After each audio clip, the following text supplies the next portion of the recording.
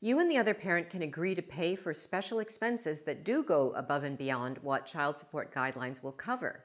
These additional expenses generally need to be considered both necessary and reasonable by both parents. Necessary because they're in a child's best interests, and reasonable in relation to both parents' incomes. Special expenses could include items such as childcare expenses, which the custodial parent incurs as a result of his or her job or an illness or disability, or educational requirements for employment. So if in the case of someone having to go back to college to finish a degree. It can also cover medical or dental insurance, the portion of the custodial parent's medical or dental insurance premiums that provide coverage for the children. It could also be healthcare not covered by insurance. Examples might include certain medications, orthodontics, counseling, elective surgeries, eye exams, and glasses, for example.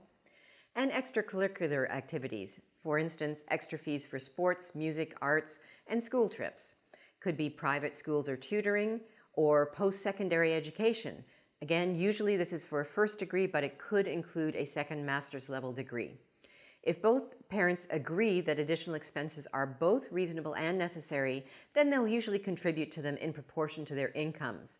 But they could also agree to an alternate division in which one parent pays anywhere from 0 to 100% of the expense in question. Both parents are free to decide if a special expense is both reasonable and necessary and how much each of them will contribute to them. In your divorce agreement, you can list special expenses that you expect to incur today, in the near future, or many years later. For example, you can specify who will pay for what proportion of uninsured orthodontic expenses, your children's daycare, and your children's college tuition. In the case of a special needs child who will be dependent and living with a parent for the rest of his or her life, child support may be permanent.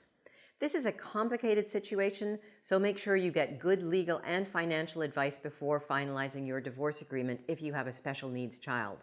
Special expenses are often a hotly contested area. If you and your ex can't agree on whether an expense is both necessary and reasonable, ask an objective financial professional to analyze your situation and let both of you know whether you can truly afford the additional expense. You should each also speak to a family lawyer about how judges in your area are ruling on special expenses and how the judge would likely rule if you took your case to court. If you still can't reach agreement, you could hire a divorce mediator to help you resolve your differences, ask your lawyer to advise you, and, as a last resort, take your case to court and ask a judge to decide.